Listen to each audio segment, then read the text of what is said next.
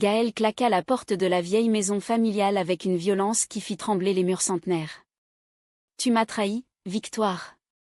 Comment as-tu pu » hurla-t-elle, sa voix se brisant comme du verre sous l'impact de la douleur. Dans l'ombre du salon, Victoire se tenait immobile, les yeux baissés, un secret pesant sur ses lèvres comme une sentence irrémédiable. Gaël avait toujours cru que bâtir une maison pouvait reconstruire une vie. Née dans une famille française conservatrice, exilée en Espagne pour fuir les ombres du passé, elle s'était installée à Barcelone il y a 10 ans. À 32 ans, architecte talentueuse, elle avait conçu cette demeure andalouse aux murs blancs et aux balcons fleuris, nichée dans les collines surplombant la mer Méditerranée. C'était son offrande à sa famille, une maison pour les réunir, pour effacer les distances émotionnelles creusées par des années de silence. Si je construis cela, ils m'accepteront enfin tel que je suis, se disait-elle, ignorant que son orientation sexuelle la reléguerait au rang des rebuts, près des poubelles métaphoriques de leur mépris. Barcelone l'avait accueillie comme une amante généreuse. Les rues animées du Barry gothique, avec leurs arcs gothiques et leurs cafés bruissants de conversation, lui offraient un anonymat bienvenu. C'est là qu'elle avait rencontré Victoire, lors d'une exposition d'art contemporain au MACBA. Victoire, 28 ans, originaire de Madrid mais aux racines françaises par sa mère, travaillait comme curatrice. Ses cheveux blonds coupés courts encadraient un visage aux traits fins, illuminé par des yeux bruns pétillants d'intelligence. Leur première conversation avait été un feu d'artifice, des débats passionnés sur l'art abstrait, des rires partagés devant une toile de Miro. Gaël, avec ses cheveux châtains mi-longs et son sourire timide, s'était sentie vivante pour la première fois depuis longtemps. Leur relation avait fleuri comme les bougainvilliers sur les façades espagnoles. Des promenades main dans la main le long de la Rambla, des dîners tardifs à base de tapas et de vin rouge, des nuits enlacées dans l'appartement de Gaël surplombant la Sagrada Familia. Victoire apportait une légèreté que Gaël n'avait jamais connue. « Tu es ma muse, ma victoire personnelle », murmurait Gaël en traçant du doigt les contours de son tatouage, un oiseau en vol sur son poignet. Mais derrière cette idylle, des ombres planaient. La famille de Gaël, restée en France, ignorait tout de cette liaison. Pour eux, elle était la fille prodigue qui avait fui un mariage arrangé pour poursuivre ses rêves d'architecture en Espagne. Le projet de la maison familiale avait commencé comme un rêve. Gaël avait acheté un terrain près de Séville, en Andalousie, pour sa beauté sauvage et ses liens avec l'histoire mauresque. Elle y investit toutes ses économies, dessinant des plans inspirés des patios andalous, avec des fontaines murmurantes et des jardins odorants. « Ce sera notre refuge », confia-t-elle à Victoire un soir, alors qu'elle sirotait du café sur un balcon. Victoire hésita, son regard fuyant. « Et ta famille ? Ils sauront pour nous ?» Gaël rit, balayant l'inquiétude d'un geste. « Ils m'aimeront pour ce que je construis, pas pour qui j'aime. » Mais les fissures apparurent bientôt. Lors d'une visite surprise de sa mère, venue de Paris, Gaël cacha Victoire comme un secret honteux. « Elle est juste une collègue », mentit-elle, le cœur serré. Victoire, blessée, s'éloigna ce soir-là. « Je ne suis pas un fantôme, Gaël.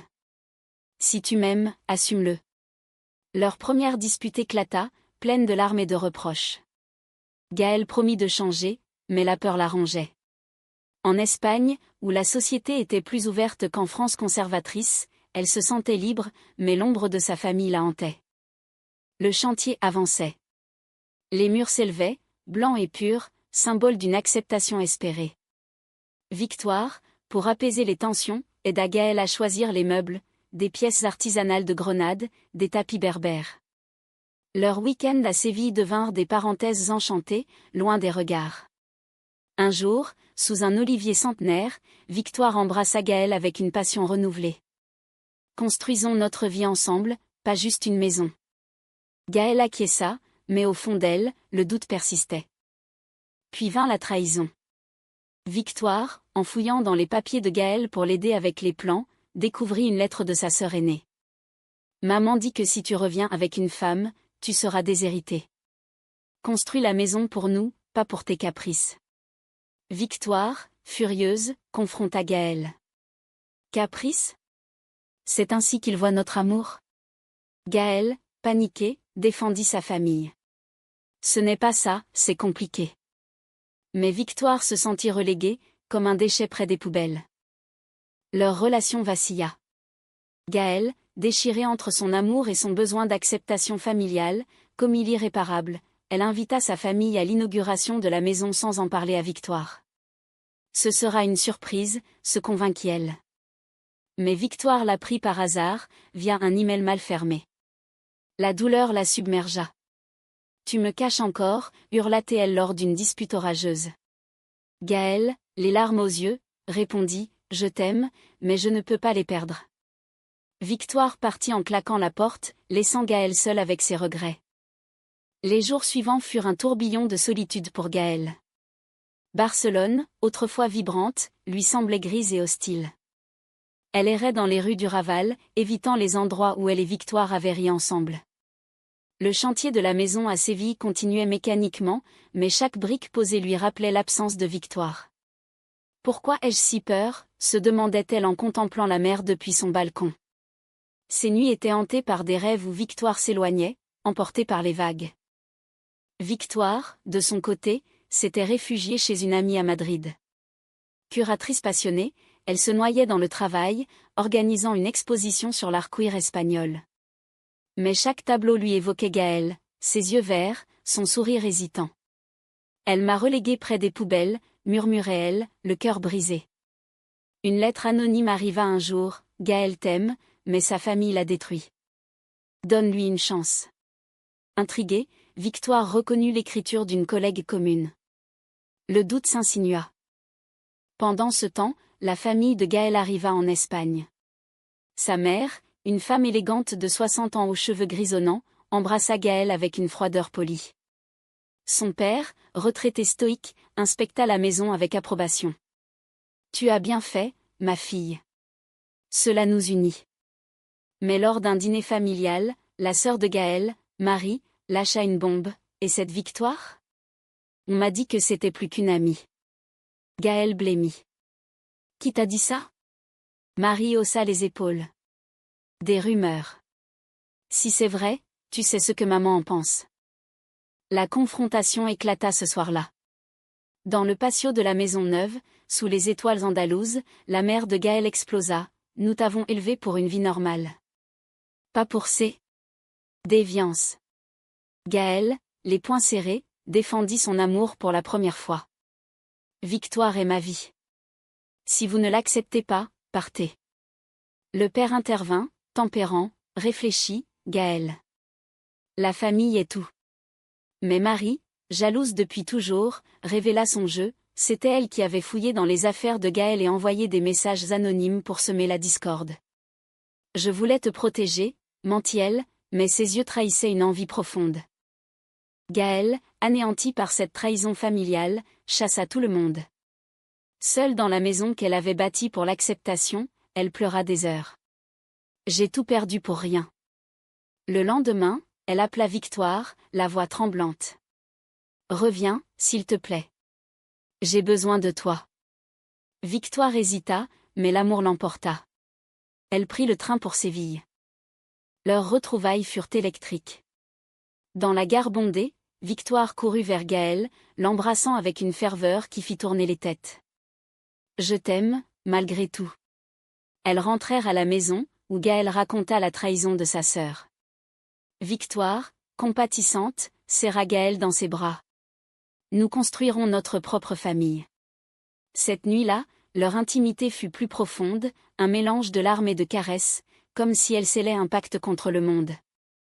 Mais le calme fut de courte durée. Marie, refusant la défaite, contacta Victoire en secret. Gaël te quittera pour nous. Elle l'a toujours fait. Victoire, ébranlée, confronta Gaël. Est-ce vrai ? Gaël jura que non, mais le doute s'installa. Une dispute violente suivit, pleine de reproches accumulés. Tu me caches toujours, cria Victoire. Gaël, désespéré, répondit, j'essaie de changer. Victoire partit à nouveau, cette fois vers Barcelone. Gaël, seule, sombra dans la dépression. Elle négligea le chantier, passant ses jours à errer dans les oliveraies andalouses. Un soir, sous un ciel orageux, elle écrivit une lettre à Victoire. Ma Victoire, sans toi, cette maison n'est qu'un tombeau. Pardonne-moi. Elle l'envoya, espérant un miracle. Victoire, de retour à son travail, lut la lettre avec émotion. Elle réalisa que leur amour valait plus que les trahisons. Mais avant de répondre, elle rencontra Marie par hasard lors d'une exposition à Madrid. Marie, arrogante, avoua tout: j'ai voulu détruire Gaëlle parce qu'elle a toujours été la préférée. Victoire, furieuse, la remit à sa place: votre famille est toxique. Gaëlle mérite mieux. Forte de cette révélation, Victoire reprit le chemin de Séville. Le ciel s'assombrissait, annonçant une tempête. À la maison, Gaëlle l'attendait, anxieuse. Leur étreinte fut passionnée, mais interrompue par un appel. La mère de Gaëlle, regrettant ces mots, voulait s'excuser.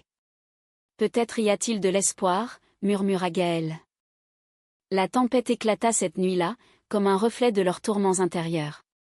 La pluie martelait les tuiles de la maison, et le vent hurlait à travers les volets. Gaëlle et Victoire, blotties l'une contre l'autre dans le salon, parlaient enfin à cœur ouvert. J'ai bâti cette maison pour être acceptée, mais c'est toi qui m'as acceptée telle que je suis, confia Gaëlle, ses yeux verts brillants de larmes. Victoire caressa son visage, et moi, j'ai fui par peur d'être reléguée. Pardonnons-nous. Le lendemain, elles décidèrent de transformer la maison en un sanctuaire pour elles deux. Gaëlle modifia les plans, ajoutant une chambre d'art pour Victoire, un atelier pour ses croquis. Ensemble, elles plantèrent des roses dans le jardin, symbole de leur amour renaissant. Barcelone redevint leur playground, des balades au parc Güell, des baisers volés sous les mosaïques de Gaudí. Leur relation s'approfondit, mêlant romance et complicité quotidienne. Mais le passé ressurgit. Marie, obsédée par sa jalousie, envoya une lettre anonyme à Victoire: Gaëlle a un secret. Elle t'a trahi avec une autre. Victoire, méfiante, fouilla dans les affaires de Gaëlle et trouva une vieille photo d'une ex-petite amie française. La confrontation fut explosive. Qui est-elle? Demanda Victoire, la voix tremblante. Gaëlle expliqua: c'était avant toi, un amour adolescent. Mais Victoire, blessée, vit rouge. Toujours des secrets. La dispute escalada en un orage émotionnel. Victoire accusa Gaëlle de duplicité, Gaëlle répliqua par des cris de frustration. Je t'aime plus que tout, hurla-t-elle. Victoire, en larmes, quitta la maison sous la pluie, errant dans les rues de Séville. Gaëlle, effondrée, appela sa mère pour la première fois depuis des mois. Maman, j'ai besoin de conseils. La mère, adoucie par le temps, répondit: l'amour vrai demande du courage. Ne la perds pas. Victoire, trempée, trouva refuge dans une église andalouse. Assise sur un banc, elle réfléchit à leur histoire, les rires, les caresses, les rêves partagés. Je ne peux pas la quitter, murmura-t-elle. Elle rentra, trouvant Gaëlle prostrée. Leur réconciliation fut tendre, un mélange de excuses et de promesses. Plus de secrets, jura Gaëlle. Victoire acquiesça, scellant leur pacte d'un baiser. Le haut tram approchait. La famille de Gaëlle organisa une réunion à Paris. Gaëlle, déterminée, invita Victoire. Viens avec moi. Affrontons-les ensemble. Victoire accepta, nerveuse mais résolue. Le voyage en train fut un moment d'intimité, des murmures d'amour au rythme des rails. À Paris, la confrontation fut intense. Dans l'appartement familial, la mère accueillit Victoire avec froideur. Marie, présente, lança des piques: une phase, sûrement. Gaëlle explosa: c'est ma vie. Acceptez-la ou perdez-moi. Le père, médiateur, proposa un dîner pour discuter. Au restaurant, les tensions montèrent. Marie révéla sa trahison complète: elle avait saboté la relation en envoyant des lettres pour briser Gaëlle. Je voulais que tu souffres comme moi, avoua-t-elle, larmes aux yeux. La mère, choquée, confronta Marie. Tu as détruit ta sœur par jalousie? Marie s'effondra, admettant ses faiblesses. Victoire, compatissante, intervint: l'amour n'est pas une compétition. Gaëlle m'aime, et cela ne vous enlève rien. Gaëlle, touchée, serra la main de Victoire. Le dîner se transforma en catharsis familiale, des excuses, des pleurs, des embrassades hésitantes. De retour en Espagne, Gaël et Victoire sentirent un poids s'envoler. La maison devint leur havre, remplie de rire et d'art. Elles organisèrent une petite cérémonie symbolique dans le patio, échangeant des vœux sous les étoiles. « Tu es ma famille maintenant » murmura Gaël. Victoire répondit, « Et toi, ma victoire éternelle ?» Mais un twist final surgit. Victoire reçut une offre de travail à New York, pour une grande galerie.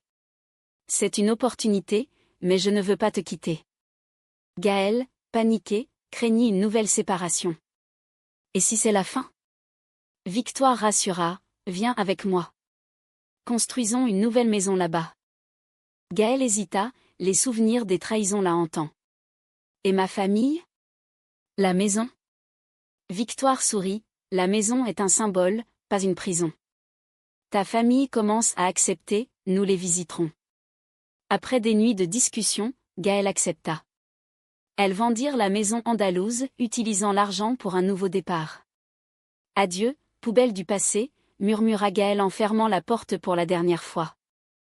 Leur déménagement à New York fut une aventure. L'effervescence de Manhattan contrastait avec la sérénité espagnole, mais leur amour s'épanouit. Victoire excella dans son travail, Gaël trouva des contrats d'architecture pour des lofts modernes. Elles adoptèrent un chat, baptisé Andalousie, et organisèrent des dîners avec des amis queer, créant une famille choisie. Des années plus tard, lors d'une visite en Espagne, elles revinrent à Séville. La maison avait un nouveau propriétaire, mais les souvenirs persistaient. « Regarde ce que nous avons bâti », dit Gaël, enlacé à Victoire. Marie, réconciliée, les rejoignit pour un café. « J'ai appris de mes erreurs », avoua-t-elle. La mère, vieillie mais adoucie, envoya un message, « Soyez heureuse ». Leur histoire devint une légende personnelle, de la trahison à la rédemption, de la peur à l'acceptation. Gaël écrivit un livre sur l'architecture des cœurs, inspiré de leur parcours. Victoire l'illustra de ses dessins. Ensemble, elles voyageaient, de Barcelone à Paris, célébrant leur amour sans chaîne. Dans les moments calmes, Gaël repensait à cette maison bâtie pour l'acceptation. « J'ai cru que les murs pouvaient me définir, mais c'est ton amour qui m'a libérée. » Victoire répondait, « Et toi, tu m'as sorti des ombres. » Leur fin fut heureuse, non pas parfaite, mais profondément humaine, un témoignage que l'amour triomphe des trahisons, que les familles se reconstruisent, et que même près des poubelles, on peut trouver la beauté. À Barcelone, sous un ciel étoilé, elles marchaient main dans la main, libres enfin. La ville, témoin de leur début, applaudissait silencieusement leur victoire.